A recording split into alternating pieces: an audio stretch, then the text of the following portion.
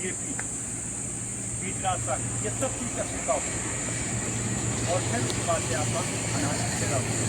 और vermi techno ऐसा है कि जैसे आपके जो अनाज उगेंगे इसके अंदर में, तो मतलब रोग रहित यानी निरोग अनाज पैदा होगा इसके अंदर। जैसे हम खाते हैं तो जो यूरिया डालते हैं, डीएपी डालते हैं, तो उसके अंदर में सारी चीज़ें वही अंदर जाती हैं। जैसे गाय का भूसा बनाते हैं, वही यूरिया ही खा रहे हैं। हम लोग एक तरह से क्या खा रहे हैं, जहर खा रहे हैं। और हमारी ज़मीन जो है ना मर चुकी है बिल्कुल एकदम।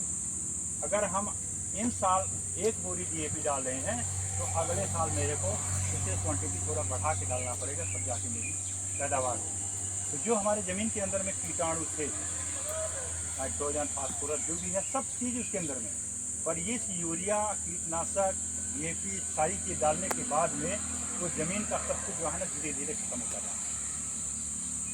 ज़मीन का तत्व धीरे धीरे खत्म होता जा रहा है, और हम उसी चीज़ को डालते जा रहे हैं कि जिससे हमारा ज़मीन मरती जाए। पैदावार लेने के चक्कर में हम उसको ज़्यादा डेली हर समय, अगले साल में अगर हम 5 किलो ज़्यादा बढ़ाएं तो 5 किलो अगले साल और बढ़ाएं। पर ये वर्मी टिग्लो एक ऐसा पोषक तत्व है, जैसे आपकी ज़मीन में डालने के साथ साथ में ज़मीन की नमी को भी बरकरार रखती है। मैंने ज़मीन को आपको सूखने नहीं दी।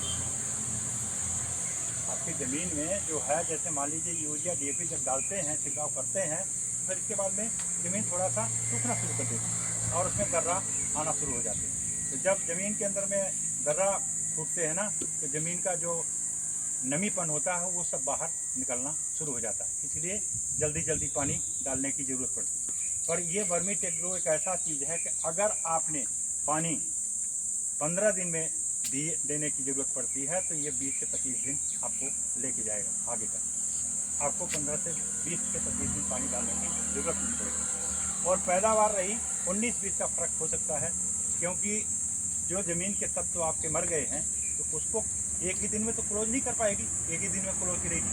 पर धीरे धीरे उसको संचय करने के साथ साथ में आपकी ज़मीन बिल्कुल एकदम मोटी हो जाएगी।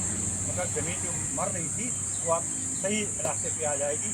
और सही अनाज, चाहे आप फल ले लीजिए, चाहे सब्जी ले लीजिए, कोई भी ले लीजिए, और कहीं भी अनाज में कहीं भी छिड़काव आप इस पर करते हैं, तो उसका क्या है, उसका तत्व हमारे शरीर के अंदर में, जैसे डीएपी, यूरिया का है असर पड़ता है ना, तो हमारे शरीर के अंदर में मर्जी पैदा होते हैं।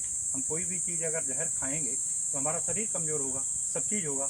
इसकी वजह से ये परीक्षण करके नहीं, वर्मी टेक्नो ये चीज़ नामक बनाया गया है कि ज़मीन के तत्व भी सही रहें और आपका जो अनाज उगे तो रोग रहित, यानी उसके अंदर में रोग पैदा ना हो। आपके शरीर में अगर जो अनाज खाते हैं तो आपके शरीर में रोग मर्ज पैदा नहीं होगा।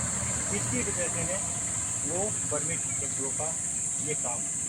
और उसमें डालना कैसे है, जैसे आप 1 एकड़ में डीएपी 50 किलो 60 किलो आदमी डालता है, उसको 1 एकड़ में ही वर्मी टेक्नो का 3 बार डालना पड़ता है। जैसे आप फर्स्ट में जब बीज बोते हैं, तो जैसे हम यूरिया का छिड़काव कर देते हैं, जैसे आप रोपा ही लगा रहे हैं तो यूरिया का छिड़काव करते हैं, फिर यूरिया उसमें और डालते हैं कि जल्दी हमारे को जल्दी इसको पकड़ हो और ज़्यादा पौधे जो है ना मोटे हों, काले हों, इस प्रकार के। तो उसमें क्या करना है, पहले तो आप जब बीज डालते हैं, बेहन डालते हैं, उसको बीज का उसी वर्मी टेक्नो से 4-5 ढक्कन थोड़ा सा पानी मिला करके उसको बीज को पूरा सा वो करके सुखा दीजिए। फिर उसके बाद में आप उसकी बेहन डाल दीजिए। इसके बाद में जब आप रोपा लगाते हैं, तो जब खेत को मताते हैं, या कोई रोटावेटर से मताता है, कोई वो कैसे करता है, कोई हल से करता है, तो उसमें पानी ही भरा रहता है। तो उसमें क्या है कि उसमें आप 5-10 ढक्कन जो है ना पानी उस खेत में डाल दीजिए, वर्मी टेक्नो, और फिर इसके बाद में आप पूरे खेत को मता दीजिए और फिर इसके बाद में रोपा लगाइए। जैसे आप एक खेती जब कर रहे हैं तो एक जगह आप वर्मी टेक्नो डाल करके खेती करिए, और जो जैसे आपका पहले से रवैया चल रहा है डीएपी, यूरिया खाद डाल करके, आप एक जगह उसको करिए और दोनों को भी सम्मेलन करिए कि मेरा ये अच्छा है, वर्मी टेक्नो वाला चीज़ अच्छा है, कि ये यूरिया डीएपी वाला अच्छा है।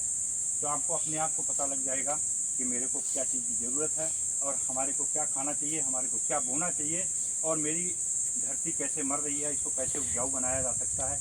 जैसे हमारे शरीर में अगर कोई रोग हो गया तो हम उसके लिए दवाई खाएंगे, और दवाई जब तक खाते, आजकल के एलोपैथी दवाइयाँ हैं कि जब तक आप दवाई खाओगे जब तक आपको मर्ज दवा रहेगा, और जब आपका दवाई बंद तो मर्ज फिर दोबारा आना शुरू हो जाता है। उसी प्रकार का ये ज़मीन का है, जब तक आप उसको अच्छी तरह से अपने ज़मीन को अच्छा तरह से उपचार नहीं कर पाएंगे और उसको अच्छे उसमें नहीं ले आ पाएंगे कि मतलब ग्रोथ हो, तब्दील हो, तब तक आपको हर समय DAP यूरिया का छिड़काव, कीटनाशक का छिड़काव आपको करते रहना पड़ेगा और उससे ज़्यादा करना पड़ेगा। और एक दिन ऐसा समय आ जाएगा कि आपकी ये जो ज़मीन है तो बिल्कुल एकदम सफ़ेद हो जाएगी, बिल्कुल मर जाएगी।